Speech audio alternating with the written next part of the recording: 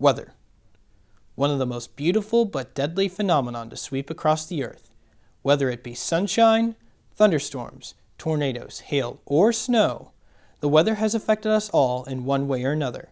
But how do we predict the weather? What tools do we use to create a forecast? Two local meteorologists explain how this is done.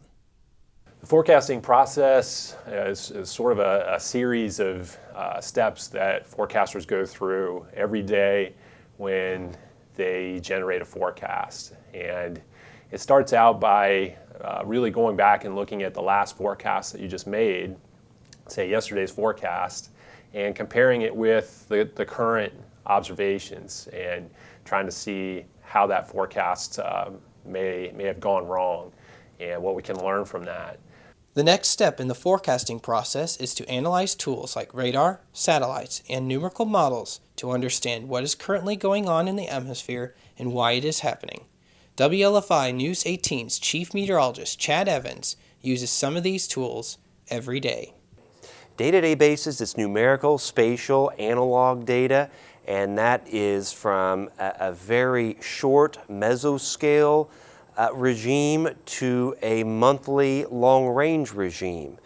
I go through the MOS, go through the maps of all the different layers of the atmosphere, and then I like to compare the current situation or the current system, say it's going through, to past weather systems.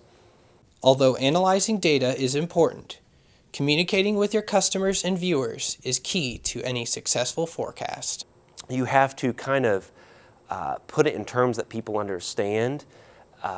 If you're going to talk about a weather term, you need to really explain what it is. Most people don't know what CAPE is or a jet streak. If you're going to talk about that at all, you need to explain what that is and why it affects you. Most people want to know the nuts and bolts. Is it going to affect me? This rain, these storms, this snow, this severe weather, and how much is it going to affect me?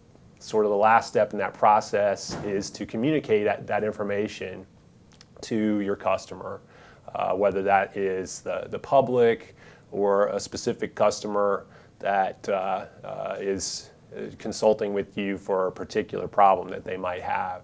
And so you might be the best forecaster in the world, but if you can't effectively communicate that information to a customer, it's not really going to do anybody any good.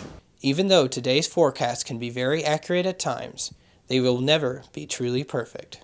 Forecasts are never going to be 100% accurate. Forecasts are never going to be 100% precise, and that people need to understand that, and that the forecasters are doing their best to try to reduce the uncertainty about the future.